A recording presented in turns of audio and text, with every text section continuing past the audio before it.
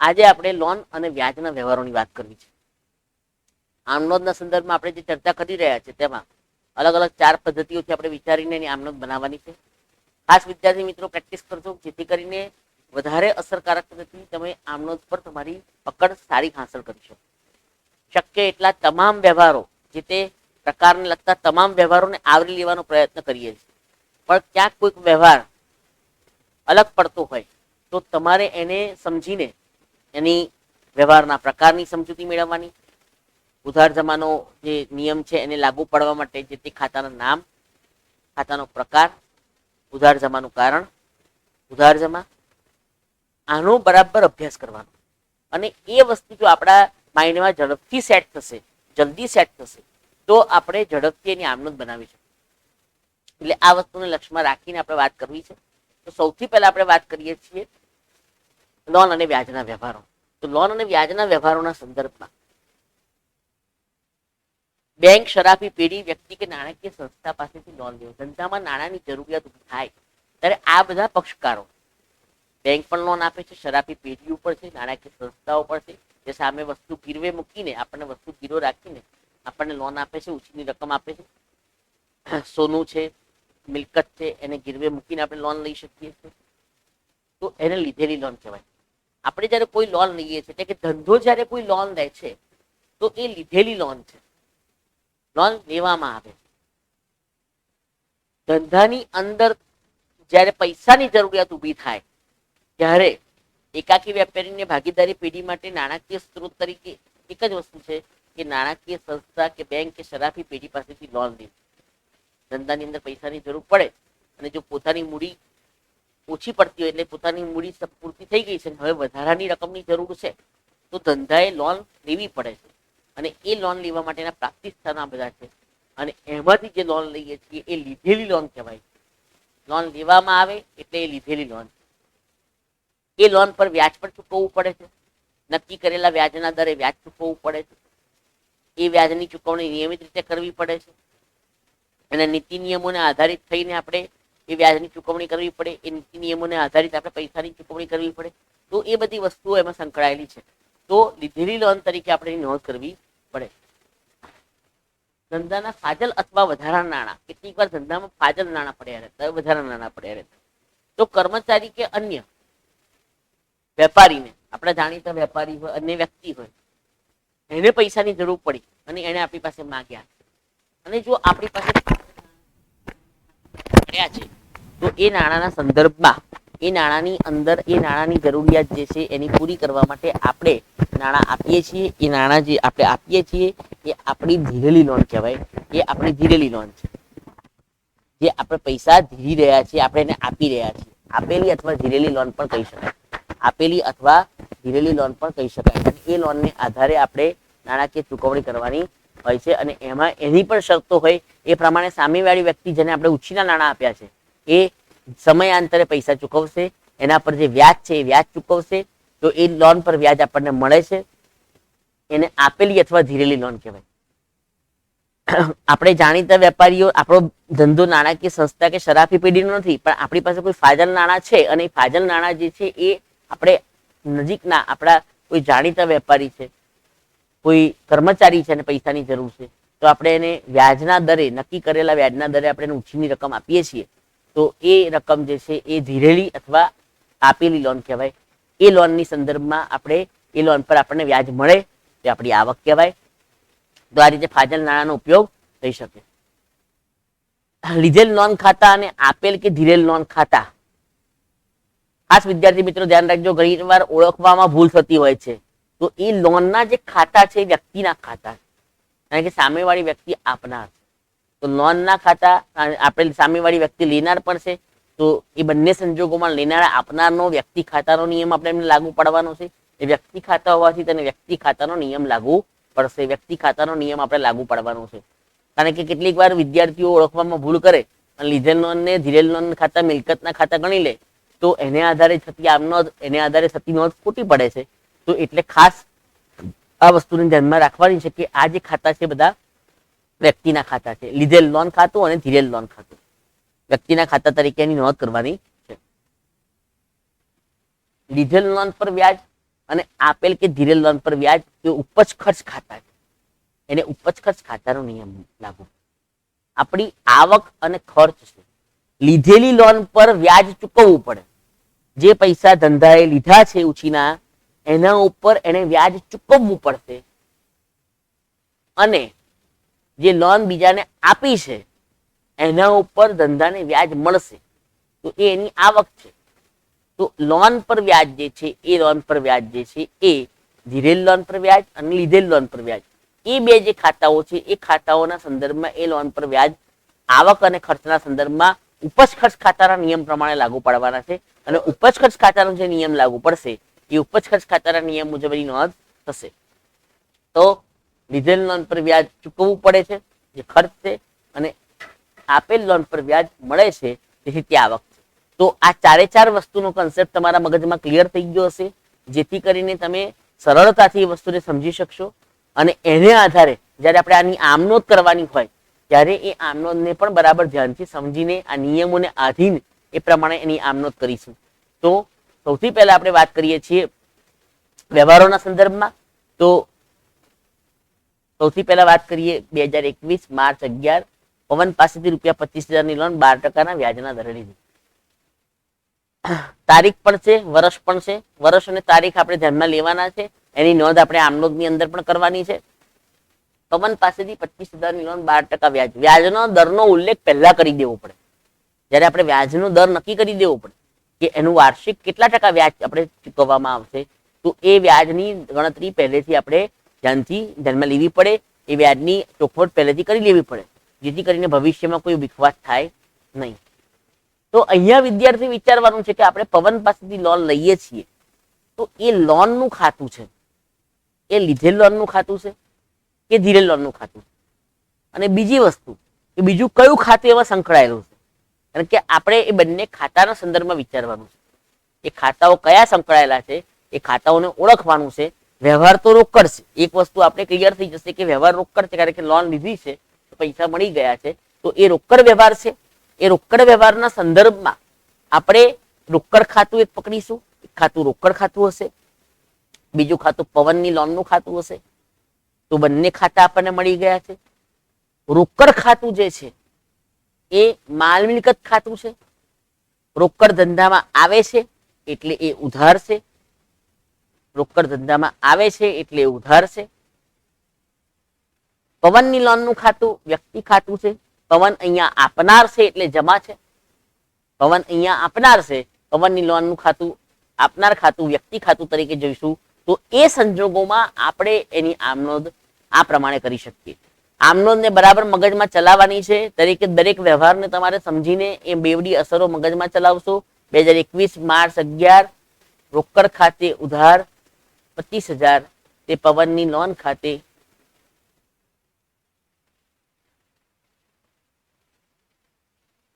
25,000. રોકડ ખાતે ઉધાર 25,000 તે 12%ની પવનની લીધેલ લોન ખાતે, 12%ની પવનની લીધેલ લોન ખાતે. શક્ય હોય ત્યાં સુધી ટકાવારીનો, વ્યક્તિના નામનો અને લીધેલ છે કે ધીરેલ છે એનો ઉલ્લેખ ખાસ કરવો. 3 વસ્તુ ખાસ ધ્યાનમાં રાખજો: ટકાવારી, વ્યક્તિનું નામ અને લીધેલ કે ધીરેલ. કારણ કે એને આધારે આપણે નક્કી કરી શકીશું કે આ લોનનું ખાતું જે છે એ લીધેલ લોન છે કે ધીરેલ લોન છે. એવું સ્પેસિફાઈ થઈ શકે એ વધારે જરૂરી છે. એટલે અહીંયા 3 વસ્તુને આવરી લીધી છે. 12%ની પવનની લીધેલ લોન ખાતે, એટલે 12%ની પવનની લીધેલ લોન પવન આપનાર છે એટલે જમા થશે, અને એ પ્રમાણે આપણે એની નોંધ કરીશું. રોકડ ખાતે ઉધાર તે પવનની લીધેલ લોન ખાતે, 12%ની પવનની લીધેલ લોન ખાતે 25,000 રૂપિયા. તો આ વસ્તુ બરાબર સમજવાની છે કે જેમ આપણે વ્યવહારોને આપણે સમજવાના છે, વ્યવહારોને ઓળખવાના છે, ને એ પ્રમાણે આપણે એની નોંધ કરવાની છે. તો હવે પવનની લોન આપણે લીધી છે. હવે પવનની લોન ઉપર આપણે 2021 માર્ચ 31 પવનની લોન પર 2 માસનું વ્યાજ ચૂકવ્યું. અહીંયા વિદ્યાર્થી મિત્રો ખાસ ધ્યાન રાખજો કે આ કેટલાક પ્રકારના વ્યવહારો એવા છે કે જેમાં ગણતરી કરવી પડશે. તમને ફક્ત એટલું કહી દીધું છે કે 2 માસનું વ્યાજ ચૂકવ્યું, તો વ્યાજની ગણતરી કેવી રીતે કરી? વ્યાજની ગણતરી કેવી રીતે કરીશું તમે જણાવો. વ્યાજ ગણતરી કરવા માટેના સૂત્ર કયા કયા છે અને કેવી રીતે વ્યાજની ગણતરી થાય એ તમારે માઇન્ડ ચલાવવું પડશે. અહીંયા એને કઈ રકમનો ઉલ્લેખ નથી કર્યો કે ભાઈ પવનની લોન પર 500 રૂપિયા વ્યાજ ચૂકવ્યું, આવું કીધું હોય તો બહુ સરળ છે. પવનની લોન પર 2 માસનું વ્યાજ ચૂકવું એટલે 2 માસનું વ્યાજ આપણે ગણવાનું છે. એની લોનની રકમ 25,000 છે, એના ઉપર વ્યાજનો દર 12% છે. તો એના ઉપર લોનનું વ્યાજ આપણે ગણવાનું છે અને એ ગણ્યા પછી એની ગણતરી કર્યા પછી જે રકમ આવે છે એ રકમ શોધીને એ રકમની નોંધ કરવાની. તો અહીંયા આ ગણતરી વાળા જે વ્યવહારો છે એમાં ગણતરી બરાબર ધ્યાનથી કરવી પડે, ગણતરીની સમજૂતી કેળવવી પડે.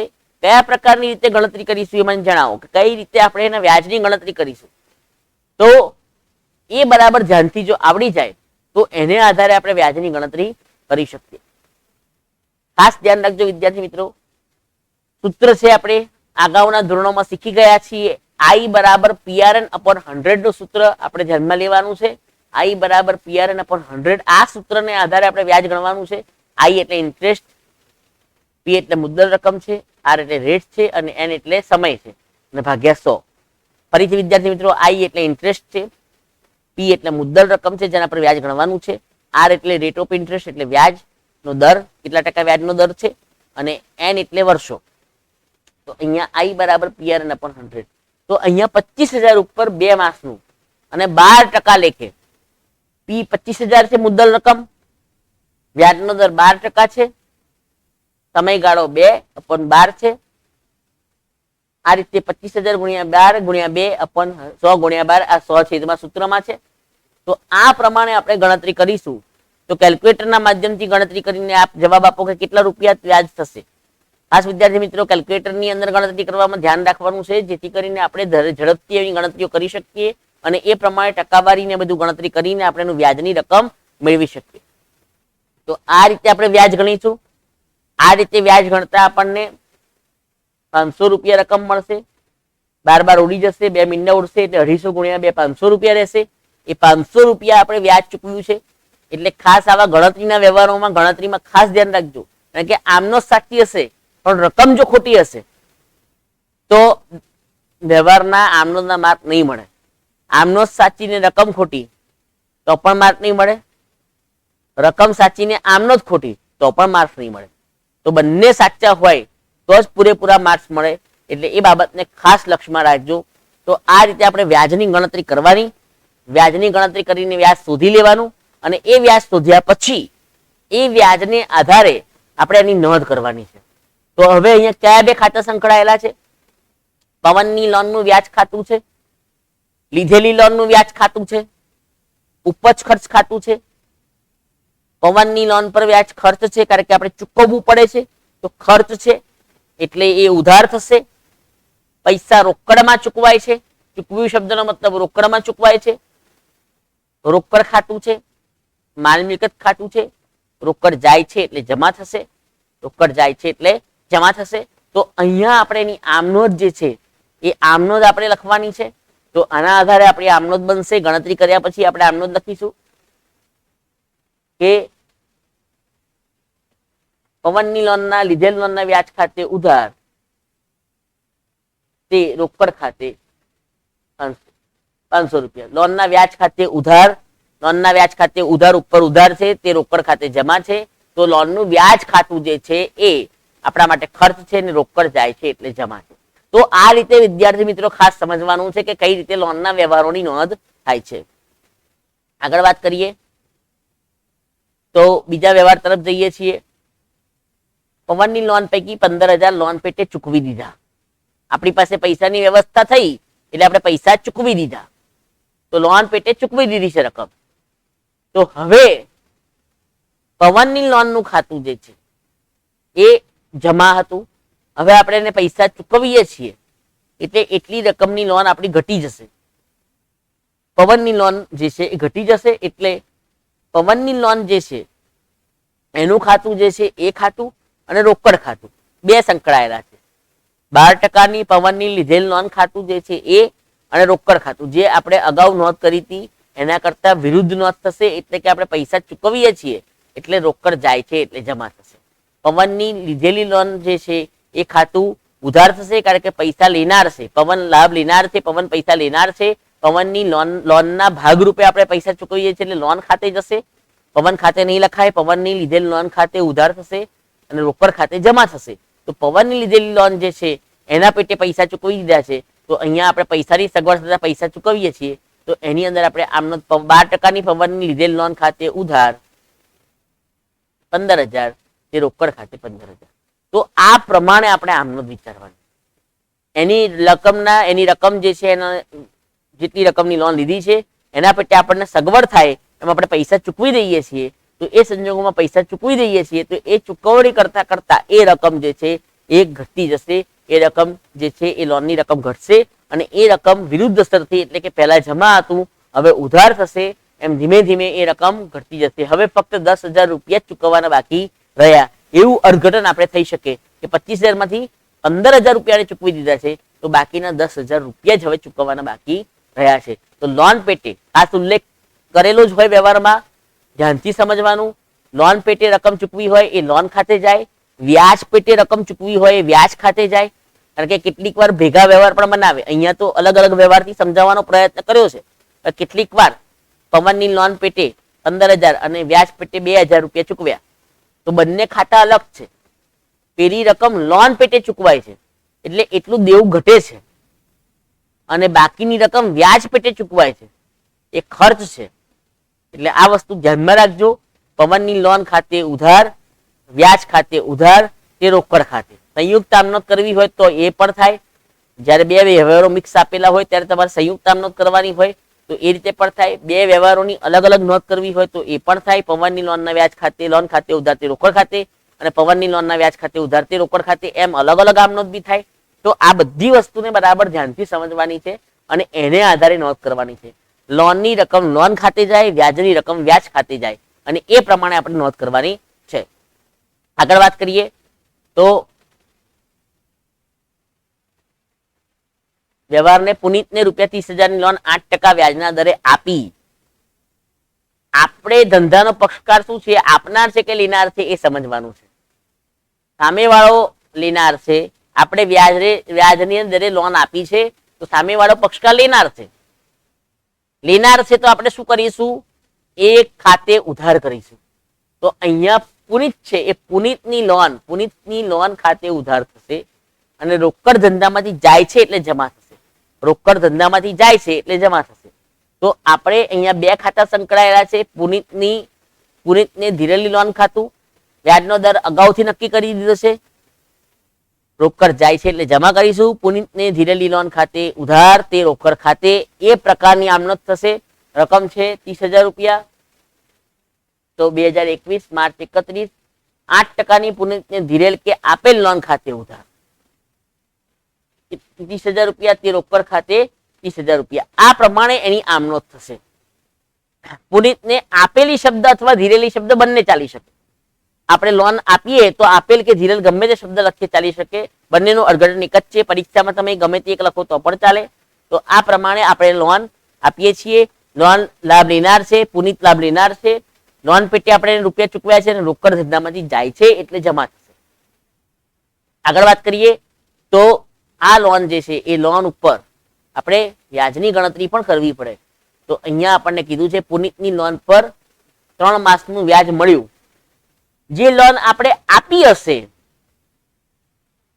એના ઉપર વ્યાજ મળશે.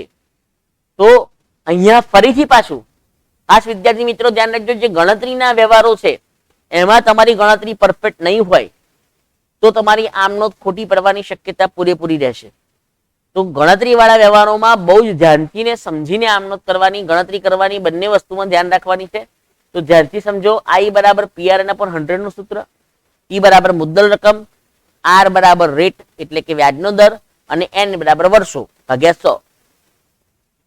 તો 30,000 ગુણ્યા 8 ગુણ્યા 3 ભાગ્યા 100 ગુણ્યા 12. 8 છે ટકાવારીનો દર છે, 3 જે છે મહિનાના દર છે. મહિના છે એટલે 3/12 લખ્યા. માસ હોય તો 3/12 લખવા પડે. વર્ષ હોય તો છેદમાં કશું લખવાની જરૂર નથી.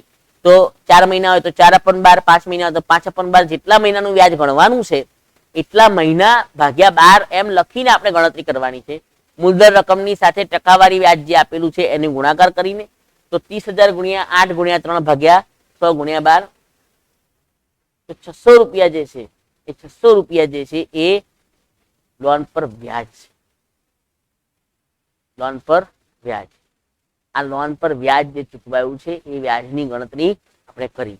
600 રૂપિયા લોન પર વ્યાજ થશે.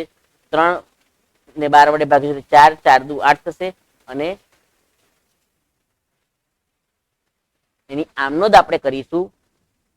એની ગણતરી જે કરવાની છે એ ગણતરી 30,000 ગુણ્યા 8 ગુણ્યા 3 ભાગ્યા 12, 3 ચોક 12, 4 દુ 8 અને 2 મીંડા ઉડશે એટલે 300 ગુણ્યા 2 600 થશે અને 600 રૂપિયાની આપણે નોંધ કરીશું. ફરીથી ધ્યાનથી જોઈ લેજો અને સ્ક્રીનશોટ પાડી લેજો ગણતરીનો, જેથી ગણતરીની તમને બરાબર ધ્યાનથી ખબર પડે. કોઈ પણ વ્યાજ ગણવાનું હોય ત્યારે આ પ્રમાણે વ્યાજની ગણતરી કરવી, સૂત્ર પ્રમાણે વ્યાજની ગણતરી કરવી. લોન પર વ્યાજ હોય, કોઈ પણ બેંકનું વ્યાજ હોય, કંઈ પણ હોય તો વ્યાજની ગણતરી કરતી વખતે આ વ્યવહારને બરાબર ધ્યાનથી સમજવાનો અને આ પ્રમાણે ગણતરી કરવાની છે. તો 600 રૂપિયા આપણને મળી ગયું છે. હવે આપણે એની નોંધ કરવાની છે. તો આમનોંધ કરીશું. રોકડ ખાતે ઉધાર 600 રૂપિયા વ્યાજ મળે છે તે પુનિતને ધીરેલી કે આપેલી લોનના વ્યાજ ખાતે. પુનિતને ધીરેલી કે આપેલી લોનના વ્યાજ ખાતે. તો આ પ્રમાણે આપણે એની નોંધ કરવાની છે. આપણને લોન પર વ્યાજ મળે છે. લોન પર વ્યાજનું ખાતું છે એ ઉપજ ખર્ચ ખાતું છે, આવક છે એટલે જમા થશે. રોકડ ખાતું છે, માલ મિલકત ખાતું છે, આવે છે એટલે ઉધાર થશે. તો રોકડ ખાતે ઉધાર તે પુનિતને ધીરેલી કે આપેલી લોનના વ્યાજ ખાતે. તો આ વસ્તુને બરાબર ધ્યાનથી સમજવાની છે. 600 રૂપિયાની નોંધ થશે. હવે આગળ વાત કરીએ તો પુનિતને ધીરેલી કે આપેલી લોન પૈકી 15,000 રૂપિયા ચૂકવી દીધા છે આપણે. કોને ચૂકવ્યા? તો એને ચૂકવ્યા. ખાસ ધ્યાન રાખજો વિદ્યાર્થી મિત્રો, કેટલીક વાર કન્ફ્યુઝન ઊભું થાય. પુનિતને ધીરેલી કે આપેલી લોન પેટે 15,000 રૂપિયા ચૂકવ્યા છે તો કોણ ચૂકવશે? પુનિત ચૂકવશે. કોને ચૂકવશે? તો ધંધાને ચૂકવશે. ચૂકવનાર પક્ષકાર કયો છે, મેળવનાર પક્ષકાર કયો છે એ બરાબર ધ્યાનથી સમજવું પડે, કારણ કે એને આધારે જ આપણે એની આમનોંધના નિયમો લાગુ પાડવાના, ખાતા ઓળખવાના છે. તો પુનિત ચૂકવનાર છે, પુનિત લાભ આપનાર છે. આપણે લોન આપી હતી એ ઉધાર કરી હતી. હવે લોન પેટે પૈસા આપ્યા છે અને પાછા પરત આપ્યા છે. તો પરત આપ્યા છે એટલે આપણે એને જમા કરવા પડશે. રોકડ ધંધામાં આવે છે એટલે ઉધાર થશે. તો આ પ્રમાણે દરેક વ્યવહારને સમજવાનો છે. દરેક વ્યવહારની વાક્ય રચનાને સમજવાનો પ્રયત્ન નથી કરવાનો, પણ એની સાથે સાથે સંકળાયેલી વસ્તુ જે છે, વ્યવહારની સાથે જે અર્થઘટન છે, કારણ કે વાક્ય રચનામાં ક્યાંક ને ક્યાંક ગૂંચવાડા ઉભા થાય એવું બને, પણ એ વાક્ય રચનાનો હાર્દ જો બરાબર સમજી શકાય તો આપણને સાચા ખાતાની ઓળખ આપણને ખબર પડે. અને સાચું ખાતું આપણે જો પકડી લઈશું તો પછી આપણને બીજા કોઈ વ્યવહારમાં તકલીફ પડશે નહીં. આપણે સાચું ખાતું ઓળખી લઈશું તો આપણી આમનોંધ પણ સાચી પડશે. તો અહીંયા આપણે આમનોંધના સંદર્ભમાં વાત કરીએ. 2021 આમનોંધ થશે રોકડ ખાતે ઉધાર તે 8%ની પુનિતને ધીરેલ કે આપેલ લોન ખાતે. અહીંયા આપણને રોકડ આવે છે 15,000 રૂપિયા એટલે ઉધાર થશે. પુનિત એની લોન પેટે પૈસા આપે છે એટલે આપનાર છે. લોન ખાતું એટલું ઘટી જશે.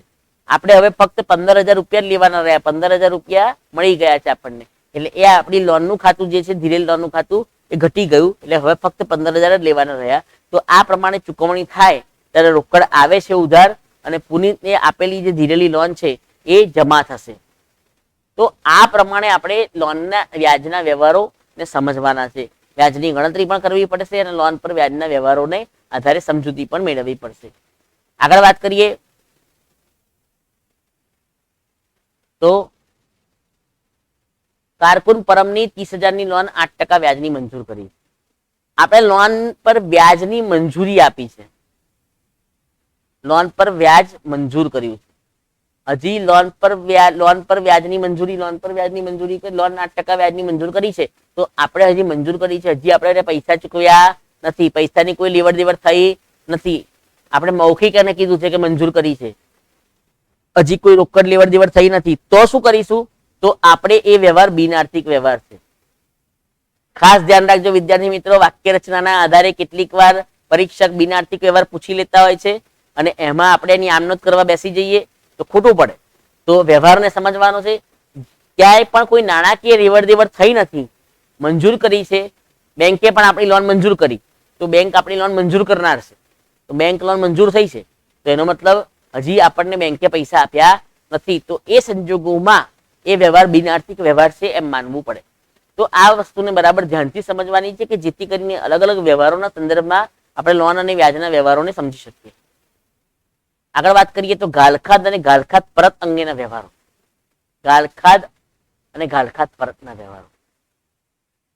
ગાલખાદ એટલે શું છે? તો એ ડૂબેલું લેણું. આપણા પૈસા જે છે એ ડૂબી જાય છે. ગાલખાદ એટલે ડૂબેલું લેણું. ગાલખાદ એ નુકસાન છે અને ઉપજ ખર્ચના નિયમ મુજબ ઉધાર છે. ગાલખાદ એટલે ડૂબેલું લેણું. જે પૈસા આપણા ડૂબી ગયા છે, જે વેપારી પાસેથી અથવા પક્ષકાર પાસેથી પૈસા લેવાના હતા, એ પક્ષકાર હવે પૈસા ચૂકવી શકે તેમ નથી. હવે એની આર્થિક સ્થિતિ બગડી ગઈ છે. તો એ સંજોગોમાં આપણે એની પાસેથી પૈસા વસૂલ કરી શકતા નથી. એ પૈસા જ્યારે વસૂલ નથી કરી શકતા ત્યારે આપણે એક નુકસાન તરીકે માંડી વાળવા પડે છે. નુકસાન તરીકે આપણે એને માંડી વાળવા પડે છે. તો એ નુકસાન તરીકે જે માંડી વાળવા પડે છે એ રકમ ગાલખાદ છે. જ્યારે વ્યક્તિ આર્થિક સ્થિતિ મંદ પડી જાય, આર્થિક સ્થિતિ એની બગડી જાય, ત્યારે એ કોર્ટમાં નાદારી નોંધાવે છે. અને કોર્ટમાં નાદારી નોંધાવે ત્યારે કોર્ટ દ્વારા એક પડચા અધિકારી, જેને રિસીવર કહેવાય, એની નિમણૂક કરવામાં આવે.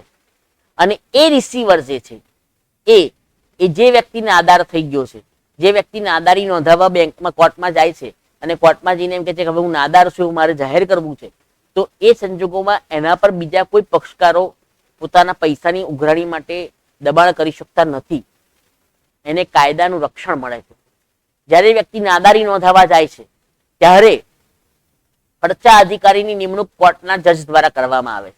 પડચા અધિકારી એટલે કે રિસીવર એ જે તે વ્યક્તિ જે નાદાર થવાની છે વ્યક્તિ, એ વ્યક્તિના નાણાકીય વ્યવહારો હેન્ડલ કરે છે, નાણાકીય વ્યવહારો હવે સાચવે છે. તો એ અધિકારી એની જેટલી પણ મિલકતો હોય એને જાહેર હરાજી દ્વારા વેચીને એ રકમમાં પ્રમાણસર ભાગે જે લોકો એની પાસે પૈસા માગી રહ્યા છે એ લોકોને પ્રમાણસર ભાગે રકમ ચૂકવી દેશે અને બાકીની રકમ ડૂબી ગઈ છે એવું માની લેવાનું કહેશે. ધારો કે વ્યક્તિનું દેવું નાદારી નોંધાવા જઈ રહ્યો છે અને એ વ્યક્તિનું દેવું 50 લાખ રૂપિયા છે. એની મિલકત, એનું મકાન વેચતા 25 લાખ રૂપિયા જ મળી શકે એમ છે. તો 25 લાખ રૂપિયા જે મળી શકે એમ છે એ રકમ 25 લાખ રૂપિયા રિસીવર પોતાની પાસે રાખશે. એના તમામ પૈસાનો વહીવટ હવે રિસીવર એટલે કે પડચા અધિકારી કરશે. એ અધિકારી એની બધી મિલકતોનો વહીવટ કરશે, એ બધી મિલકતો વેચી દેશે. એમાંથી જે રૂપિયા આવશે એ પૈસા પોતાની પાસે રાખશે. એમાંથી જે પક્ષકારો એની પાસે પૈસા માગી રહ્યા છે એ પક્ષકારોને એ પ્રમાણસર રકમ, ધારો કે આપણે 25 લાખ રૂપિયા આપણી પાસે ઇન્કમ થઈ, દેવું 50 લાખ રૂપિયા છે. કોઈ એક જ વ્યક્તિ પાસે દેવું નહીં હોય કે એક જ વ્યક્તિ પાસે 50 લાખ રૂપિયા માંગી રહ્યા, એની પાસે 50 લાખ રૂપિયા માંગી રહ્યા છે. બધી અલગ અલગ વ્યક્તિઓ છે. કોઈ 10,000 માંગતું હશે, કોઈ 15,000 માંગતું હશે, કોઈ લાખ રૂપિયા માંગતું હશે.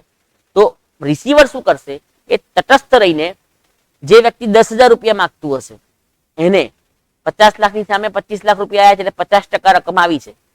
તો એ 10,000 જે વ્યક્તિ માંગતું હશે એને 5,000 રૂપિયા આપશે અને કહેશે કે 5,000 રૂપિયા તમને મળી ગયા, બાકીની રકમ હવે ડૂબી ગઈ. જે 1 લાખ માંગતું હશે એને 50,000 રૂપિયા આપશે. જે 60,000 માંગતું હશે એને 30,000 રૂપિયા આપશે.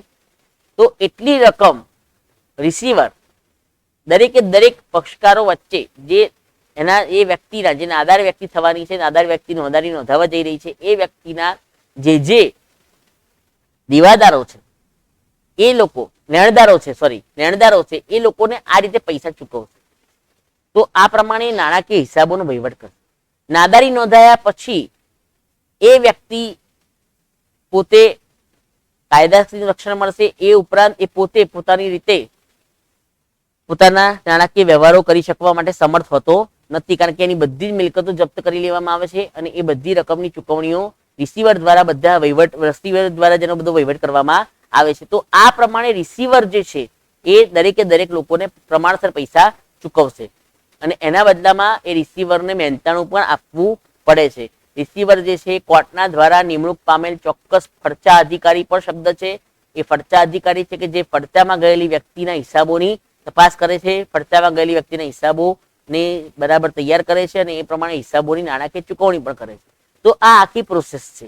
તો ગાળખાટ જે છે એ ધંધા માટે આપણે કોઈ વ્યક્તિ પાસે પૈસા માંગી રહ્યા છે અને એ સંજોગોમાં એ વ્યક્તિ હવે પૈસા આપી શકે તેમ નથી, તો આપણા પૈસા ડૂબી જાય. એ ડૂબી ગયેલી રકમ છે જે ગાલખાત છે, એ નુકસાન છે. ગાલખાત ખર્ચ નથી, રૂપિયામાં ચૂકવવામાં આવતો ખર્ચ નથી, પણ નુકસાન છે. અને એ ઉપજ ખર્ચના નિયમ મુજબ ઉધાર થશે. આગળ વાત કરીએ ગાલખાત પરતની વાત કરીએ તો ગાલખાત પરત એટલે ડૂબેલી રકમ પરત આવી. જે વ્યક્તિની રકમ આપણે ગાલખાત તરીકે માંડી વાળી છે એ 2, 3, 4 વર્ષ પછી ધીમે ધીમે એની આર્થિક સ્થિતિ સુધરે તો એની પાસે જે રકમ આપણે માગતા હતા એ પેટે થોડી થોડી રકમ ચૂકવવાની શરૂઆત કરે. થોડી થોડી રકમ જો એ ચૂકવે એટલે કે આપણે અગાઉ ગાલખાત તરીકે માંડી વાળેલી રકમ, પહેલા ગાલખાત તરીકે માંડી વાળેલી, આપણે વિચારી લીધું કે હવે કોઈ પૈસા આવે એમ શક્યતા નથી, પણ એ વ્યક્તિ એની નીતિ સાચી છે તો એ 2, 3, 4 વર્ષ પછી પણ એ પોતે જે કમાય છે એમાંથી થોડી થોડી રકમ ભેગી કરીને આપણને પરત આપે છે. તો આપણી ડૂબી ગયેલી રકમ જે ગાલખાત એ પરત આવે છે એટલે આપણે ગાલખાત પરત ખાતું ઊભું કરીએ છીએ, એટલે આપણે ગાલખાત પરત તરીકેની નોંધ કરીએ છીએ. તો ગાલખાત જે છે પરત આવે છે એ ગાલખાત પરત એ આવક છે, એને પણ ઉપજ ખર્ચ ખાતાનો નિયમ લાગુ પડે છે એટલે એ જમા થશે. ગાલખાત પરત જે છે એ જમા થશે. તો આ પ્રમાણે આપણે ગાલખાતના વ્યવહારોને સમજવાના છે. વ્યવહારોની સંદર્ભમાં વાત કરીએ તો સૌથી પહેલા વાત કરીએ આપણે વીર પાસેથી લેવાની રકમ ₹2000 વસૂલ થઈ શકે તેમ નથી. વસૂલ થઈ શકે તેમ નથી એનો મતલબ કે હવે પૈસા ડૂબી ગયા છે, ગાલખાત તરીકે નોંધ કરવાની છે. ગાલખાત ખાતું અને વીર ખાતું 2 ખાતા સંકળાયેલા છે. ગાલખાત ખાતું જે છે એ ઉપજ ખર્ચ ખાતું છે. 2021 મે 1 ગાલખાત ખાતે ઉધાર ₹2000, તે વીર ખાતે ₹2000 ની નોંધ થશે. કારણ કે ગાલખાત ખાતું ઉપજ ખર્ચ ખાતું છે, નુકસાન છે એટલે ઉધાર થશે. વીર ખાતું છે વ્યક્તિ ખાતું છે, આપનાર છે, આપનાર હતો, એને પહેલા લાભ લીધો તો, હવે આપણે એનું ખાતું બંધ કરવાનું છે. ખરેખર પહેલા લાભ લેનાર હતો એટલે આપણે એની પાસે પૈસા લેવાના છે. હવે એ પૈસા નથી ચૂકવી શકતો તો આપણે ગાલખાત ખાતે એને રકમને માંડી વાળીએ છીએ. એટલે વીર ખાતું જે પહેલા ઉધાર હતું એને બંધ કરીને જમા કરીએ છીએ, જેથી કરીને આપણા ચોપડે વીરનું ખાતું રહે નહીં, આપણા ચોપડે વીરનું ખાતું ઊભું રહે નહીં, તો વીર ખાતું જમા થશે. તો આ પ્રમાણે આપણે એની નોંધ કરીશું. તો ગાલખાત ખાતે ઉધાર તે વીર ખાતે ₹2000. વાક્ય રચનાને ખાસ સમજો, વસૂલ થઈ શકે તેમ નથી, ગાલખાત પેટે માંડી વાળવાના છે, આવા કોઈ પણ શબ્દો આવે. વાક્ય રચનાઓ તો અલગ અલગ બને પણ એનું અર્થઘટન આપણે એ સમજવાનું છે કે આ પ્રકારનો વ્યવહાર ગાલખાતનો વ્યવહાર છે અને એ રકમની નોંધ ગાલખાત તરીકે થશે. આગળ વાત કરીએ તો વ્યવહારના સંદર્ભમાં વરુણ પાસેથી લેવાની રકમ ₹2000 પૈકી 1000 વસૂલ થઈ શકે તેમ નથી. ₹2000 માંથી 1000 રૂપિયા વસૂલ થઈ શકે તેમ નથી. બાકીની રકમનો ચેક મળી ગયો છે આપણને. તો એનો મતલબ એ થયો કે આપણે ₹1000 માંડી વાળવાના છે અને ₹1000 ચેક આપણને મળ્યો છે. ₹1000 આપણને મળી ગયા છે. તો ₹1000 મળી ગયા છે એની નોંધ કરીશું. ગાલખાત તરીકે 1000 માંડી વાળવાના છે એની નોંધ કરીશું. અને જે વ્યક્તિનું ખાતું બંધ કરવાનું છે એની નોંધ કરીશું. તો બેંક ખાતું, ચેક મળ્યો છે એટલે બેંક ખાતું છે, એ વ્યક્તિ ખાતું છે, લેનાર છે એટલે ઉધાર થશે. ગાલખાત ખાતું છે, નુકસાન ખાતું છે, નુકસાન છે એટલે ઉધાર થશે. અને વરુણનું ખાતું છે એ લાભ લેનાર હતો, હવે લાભ આપનાર થયો છે, તો એ સંજોગોમાં એ જમા થશે. તો આપણે એની આમ નોંધ આપણે આ પ્રમાણે કરી શકીશું. રોકડ બેંક ખાતે ઉધાર 1000, ગાલખાત ખાતે ઉધાર વરુણ ખાતે 2000. તો આ પ્રમાણે આપણે એની આમ નોંધ કરીશું. તો ધ્યાનથી વિદ્યાર્થી મિત્રો ખાસ સમજી લેજો કે જેથી કરીને દરેકે દરેક પ્રકારના વ્યવહારમાં આપણે કઈ રીતે 2 ખાતા ઉધાર 1 ખાતું જમા, 1 ખાતું ઉધાર 1 ખાતું જમા, એમ અલગ અલગ પ્રકારના આમ નોંધોના નિયમ પ્રમાણે ખાતા બનતા જાય છે. તો આગળ વાત કરીએ 2021 મે 5 વિશાલ નાદાર જાહેર થતા તેમની પાસેથી લેવાની રકમ ₹2000 પૈકી તેમના રિસીવર પાસેથી 40 પૈસા ડિવિડન્ડ મળી. મેં હમણાં જ વાત કરી એમ વ્યક્તિ નાદાર જાહેર થાય એટલે કે હવે એની આર્થિક સ્થિતિ બગડી ગઈ છે. તો એ સંજોગોમાં એ નાદારી નોંધાવે છે અને નાદારી નોંધાવવા માટે જ્યારે એ બેંક કોર્ટ પાસે જાય છે ત્યારે કોર્ટ એની વ્યક્તિની એક રિસીવરની નિમણૂક કરે છે જે એના પૈસાનો વહીવટ કરે છે. હવે એ નાદાર વ્યક્તિ કશું કરી શકશે નહીં, એની બધી મિલકતોનો વહીવટ રિસીવર એટલે કે ફરતા અધિકારી કરશે. એ ફરતા અધિકારી મેં કીધું એમ વ્યવસ્થિત રીતે બધા હિસાબો, બધી મિલકતો વેચીને પૈસા ઉભા કરશે અને જે લોકો પૈસા માગી રહ્યા છે એટલે કે જે લેણદારો છે એને પૈસા પ્રમાણસર ચૂકવશે. પૂરેપૂરી રકમ મળે તો પૂરેપૂરી રકમ ચૂકવશે, પૂરેપૂરી રકમ નહીં મળે તો પ્રમાણસર રકમ ચૂકવશે. 60%, 40%, 30% જે પ્રમાણે એની ઇન્કમને સેટ થતું હશે એ પ્રમાણે એને દેવાની સામે રકમની ચૂકવણી કરશે. તો અહીંયા વાક્યરચનાને ખાસ સમજી લો. 2000 પૈકી તને રિસીવર પાસેથી 40 પૈસા ડિવિડન્ડ મળ્યું. અહીંયા ડિવિડન્ડ જે છે કેટલીક વાર પૈસામાં બતાવવામાં આવે છે. 40 પૈસા ડિવિડન્ડ મળ્યું, 40% ડિવિડન્ડ મળ્યું એવો શબ્દ બી હોય. 40 પૈસાનો મતલબ 40% સમજવાના છે. 40 પૈસાનો મતલબ 40% છે. તો એ પ્રમાણે આપણે એની સમજૂતી મેળવવાની છે. 40 પૈસા ડિવિડન્ડ મળ્યું તો અહીંયા આપણે ગણતરી કરવી પડશે કે આપણને કેટલા રૂપિયા ડિવિડન્ડ મળ્યું અને કેટલા રૂપિયા ઘાલખાત તરીકે નોંધવાના છે. કેટલા રૂપિયા આપણને ડિવિડન્ડ મળ્યું છે અને કેટલા રૂપિયા ઘાલખાત તરીકે નોંધ કરવાની છે. તો આપણે એ સમજીએ, ગણતરી સમજીએ. 2000 ના 40 પૈસા એટલે 40/100 ટકાવારી કે પૈસા કે તો 800 રૂપિયા આપણને મળે છે, ડિવિડન્ડ મળે છે. આપણે કુલ લેવાની રકમ 2000 છે, એમાંથી મળેલ રકમ 800 રૂપિયા છે. આપણને 800 રૂપિયા મળી ગયેલી રકમ છે. તો એ સંજોગોમાં આપણી ગાલખાત જે છે 1200 રૂપિયા થશે. 1200 રૂપિયા આપણી ગાલખાતની રકમ છે જે આપણે માંડી વાળવાની છે. 40 પૈસા મળ્યા છે, બાકીના 60 પૈસા એટલે કે 2000 ના 60% સમજીએ 1200 રૂપિયા એ માંડી વાળવાના છે, એ ડૂબી ગયા છે. તો આ સંજોગોમાં આપણે એ ગણતરીને સમજવી પડશે. ખાસ વિદ્યાર્થી મિત્રો ધ્યાન રાખજો, ગણતરી સમજીને પછી જ આમનોંધમાં રકમ લખજો, નહીતર ઉતાવળમાં ભૂલો થશે. તો એ આમનોંધની અંદર આપણે વાત કરીએ તો રોકડ ખાતે, બેંક ખાતે ઉધાર, હંમેશા રિસીવર જે પૈસા ચૂકવશે, ખાસ યાદ રાખજો, રિસીવર જે પૈસા ચૂકવશે એ ચેકથી ચૂકવશે. બધા જ વ્યવહારો રિસીવર જે બી કરશે એ બધા ચેકથી કરશે. એ પૈસા ખાતામાં જમા કરાવશે, એમાંથી દરેકના ચેક બનાવીને ચેક લખશે અને એ ચેક પ્રમાણે દરેકને ચૂકવણી કરશે. તો બેંક ખાતે ઉધાર 800 રૂપિયા, ઘાલખાત ખાતે ઉધાર 1200 રૂપિયા, તે વિશાલ ખાતે 2000 રૂપિયા. વિશાલનું ખાતું બંધ કરી દઈશું આપણે. હવે એના જે હિસાબ છે, હિસાબની પતાવટ થઈ ગઈ છે. હવે આપણે કોઈ નાણાકીય લેવડ દેવડ કરવાની નથી. તો આ પ્રમાણે આપણે નોંધ કરીશું. આગળ વાત કરીએ તો વ્યવહારના સંદર્ભમાં વિતરાગની માંડી વાળેલી રકમ 2000 પરત મળી. જે અગાઉ માંડી વાળેલી રકમ હતી એ હવે પરત મળી છે. એટલે કે એ રકમ આપણે પરત મળી એનો મતલબ ગાલખાત પરત છે, આપણી આવક છે એ જમા થશે અને રોકડ ધંધામાં આવે છે એટલે ઉધાર થશે.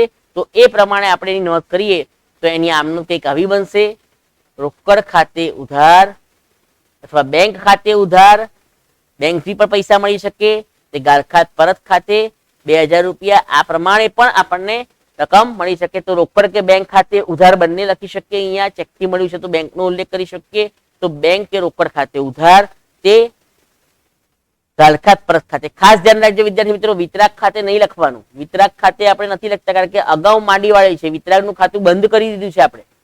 વિતરાગનું ખાતું આપણે ગાલખાત વખતે બંધ કરી દીધું હશે અને હવે જે રકમ મળે છે ગાલખાત પરત તરીકે નોંધ થશે. એટલે આપણે એ ગાલખાત પરત તરીકે નોંધ કરવાની છે.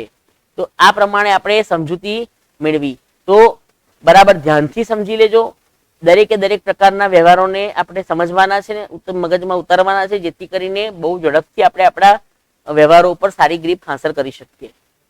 તો તૈયારી બરાબર કરજો. બાકીના જે પણ વ્યવહારો ચાલી રહ્યા છે અને કોઈ પણ ડિફિકલ્ટી હોય તો કમેન્ટ બોક્સમાં કમેન્ટ લખજો. એ કમેન્ટના આધારે આપણે એનું સોલ્યુશન લાવવાનો પ્રયત્ન કરીશું. અસ્તુ.